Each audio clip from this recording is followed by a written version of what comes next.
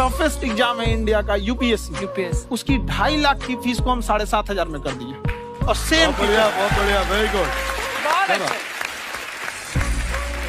और इंडिया के सबसे बेस्ट टीचर के साथ जो भी हैं वो अपने सब्जेक्ट में उससे बेस्ट इंडिया में कोई नहीं। और इतना के बावजूद ऐसे हम लोग को लगता होगा 7,500 बहुत कम है। एक लड़की ने कहा कि सर शाम वाले बैच को ना मॉर्निंग में कर दीजिए। हम कहे बाबू तो इतना सबके इंडिविजुअल से तो बैच ट्रांसफर नहीं, तो क्या प्रॉब्लम है? उसने कहा ना शाम में हमको दूसरे के यहाँ बर्तन मांजने जाना होता है। तो हम लोग को लगता है कि जितना ये तकलीफ इससे कई गुना जाते हैं। और कई बार तो ऐसा लगता है कि वो भी ना ले। एक लड़का बेचारा नदी से बालू निकालता था और वो बालू को भरता था, फिर नाव बालू को किनारे लेके बेचती थी और वो बालू भरता था, उससे मेरी फीस ले आया। हमारा हाथ कांप गया, हम कैसे फीस ले लेंगे यहाँ पर। बहुत बढ़िया। उसी दिन हमने ये प्रण लिया था कि भारत का कोई भी बच्चा उसके सफलता में पैसा उसकी बाधा नहीं बनेगी, चाहे उसको जितना भी पढ़ना रहे। आपका क्या बात। और अर्चना जी, मैं इनके बारे में एक बात, खान सर आपके बारे में मैं एक बात कहना चाहता हूँ। इनका जो स्टार्टअप है ये बूटस्ट्रैप्ड है। अच्छा। मैं साधारण भाषा में बता देता हूँ, ये सेल्फ फंडेड है। इन्होंने अभी तक किसी और से पैसा नहीं लिया है। ये इन्वेस्टर के पैसे से नहीं, इन्होंने खुद इसको बिल्ड किया है। और बल्कि इतना स्ट्रॉन्ग स्टार्टअप है ये कि मैं कहूँगा कि अगर इन्वेस्टर्स को इन्वेस्ट करना हो तो मैं इंडोर्स करता हूँ ऐसे स्टार्टअप्स को। यही सब चीजों को देखते हुए कई लोगों ने धमकी भी दिया था वहाँ पर। अच्छा। और उसके बाद बम चला दिए और 7-8 बम चला दिए और कुछ ब्लास्ट हुआ। एक बेचारा नया लड़का आया था एडमिशन लेने के लिए, उसकी स्कूटी उड़ा दिया। वो आया था, कहा कि सर हम तो पढ़ने आए थे, हमारा स्कूटी उड़ गया। हमारी ऑफिस उड़ा दिए सब। एक तो पास में आके गिरा और नहीं फटा हो।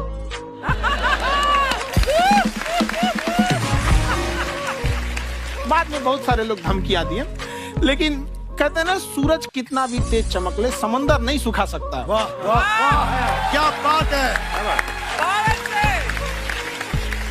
मैम एक्चुअली ये फीस कम करने का एक और रीजन है।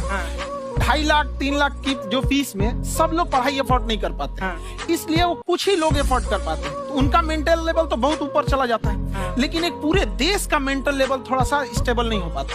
तो जब फीस कम रहेगी तो हर वो लड़का तैयारी करने के लिए आगे आएगा जिसका सपना है देश के लिए कुछ करने का। सीटें लिमिटेड हैं, उन्हें को मिलेगी, लेकिन जिन्हें नहीं मिलेगी उसे मिलेगा देश का एक जिम्मेदार नागरिक। तो इस देश को बताओ क्या बात। हम लोग विश्व गुरु कहे जाते थे। क्यों? क्योंकि दुनिया से लोग हमारे यहाँ पढ़ने आए थे। चाइना से वैनसांग आया, फायान आया, आज कोई नहीं आता है। हम लोग का उद्देश्य एक समय आएगा जो फिर आएंगे यहाँ पढ़ने के लिए। क्या बात है। पर आप देखो अर्चना जी, सबसे ज्यादा IPS IAS बिहार से निकलते हैं। आप देखो पढ़ाई लिखाई में पॉलिटिशियन बहुत बड़े बड़े निकले हैं। अब तो ऐसा नहीं है, ऑप्शन भी नहीं है वहाँ पे, इंडस्ट्री नहीं है, खेती करेगा तो कोई खास वो नहीं रहे, ऑप्शन भी नहीं है। सही बात है। बिहार की मिट्टी में एक चीज है, जिद तो बहुत जबरदस्त है। कुछ भी नहीं रहेगा तो सब कुछ पाने का उसको जिद रहेगा, करके भी दिखा देगा वहाँ पे, कर देंगे हम। विवेक सर, आपके बारे में हमने सुना एक बार आप संन्यास लेने चले गए थे। कौन वापस लेके आया आपको? फिर कहाँ तक पहुँच गए थे आप? नहीं, मैं MBA की पढ़ाई के बाद मैं ये सोचा था कि अपना जीवन भगवान की सेवा में समर्पित कर दूं। अच्छा। बहुत साल मैं वृंदावन में रहा था और गुरुकुल में रहा था। अच्छा। और वहाँ सेवा करना बहुत अच्छी शिक्षा मिली। मैं बोलता हूँ मेरी असली MBA वही थी, मोस्ट ब्यूटीफुल एसोसिएशन। और मैं वहाँ भगवत गीता पढ़ी, जहाँ मुझे गीता से लगाव हुआ। तो मेरे गुरुजी का आदेश था कि आप भगवत गीता को बिजनेस मैनेजमेंट के साथ जोड़ के देश दुनिया में बताओ। मेरे को लगा बड़ा मुश्किल काम है। मैंने बाद में देखा कि डॉक्टर स्टीफन कॉवी, जिनकी किताब है 7 habits of highly effective people, आप सबने पढ़ी हो, उन्होंने बोला मैंने 7 हैबिट भगवत गीता से ली है। और हमारे देश के लोग ऐसे हैं जो मेरी किताब पढ़ते हैं, जो कि 3.5 मिलियन कॉपीज बिक चुकी हैं, और भारत में भगवत गीता नहीं पढ़ते। तो मुझे लगा कि मैं गीता विद मैनेजमेंट के ऊपर आकर के बातचीत करूं। मुझे लगा बहुत कठिन होगा, पर मेरे गुरुजी का आदेश था कि कठिनाई आपको तभी तक दिखेगी जब कठिनाई को देखोगे।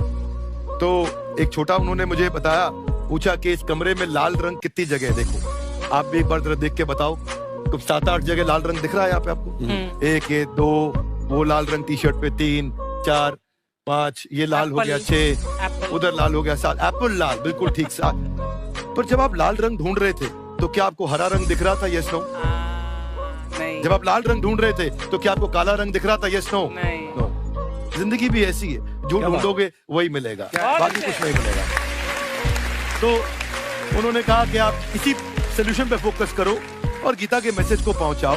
तो मैं बिजनेस मैनेजमेंट के प्रोग्राम्स कॉर्पोरेट्स में करने शुरू किए, क्योंकि गीता पहला मोटिवेशनल सेमिनार जो पृथ्वी के इतिहास में कपिल जी हुआ वो कृष्ण ने दिया था। पहले मोटिवेशनल स्पीकर इस पृथ्वी के इतिहास के कृष्ण थे, जिन्होंने अर्जुन को रणभूमि में मोटिवेट किया। बड़ी पेशेंस कृष्ण ने अपने लीडरशिप क्वालिटी से दिखाई, वो मुझसे मेरे बड़ा इंस्पायर किया, वो चर्चा ने इंस्पायर किया और डिस्कशन ने इंस्पायर किया।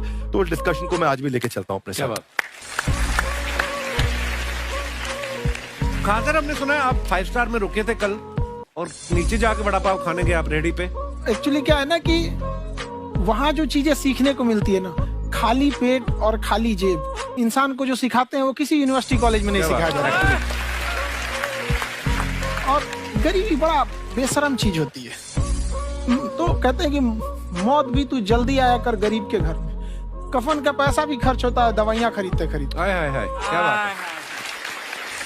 और खान सर की खासियत ये है कि जिसको तो पढ़ना है, जिसको एजुकेशन चाहिए, वो तो इनका वीडियो देखते हैं। लेकिन वैसे भी कई लोग, जैसे अर्चना जी बात करी थी, कहती मैंने जब देखना शुरू किया तो मैंने बैक टू बैक इतने सारे वीडियोस देखे, क्योंकि आपका जो तरीका जो बोलने में, एक तो इनकी जो टोन है पढ़ाने में और साथ साथ में जो ह्यूमर आता रहता है, तो उसकी वजह से और भी इंटरेस्टिंग हो जाते हैं आपके वीडियो। शुरुआत में हम लोग जब स्टूडेंट लाइफ में थे, या हम कई स्टूडेंट को भी देखते हैं, वो बेचारे जब थक जाते हैं तो आपका शो देखने लगते हैं। तो शुरू में हमको लगता था जब कि अरे यार हमारी पढ़ाई उसके लिए है, लेकिन पढ़ाई में थक जाता है, शो देख के नहीं थक जाता है।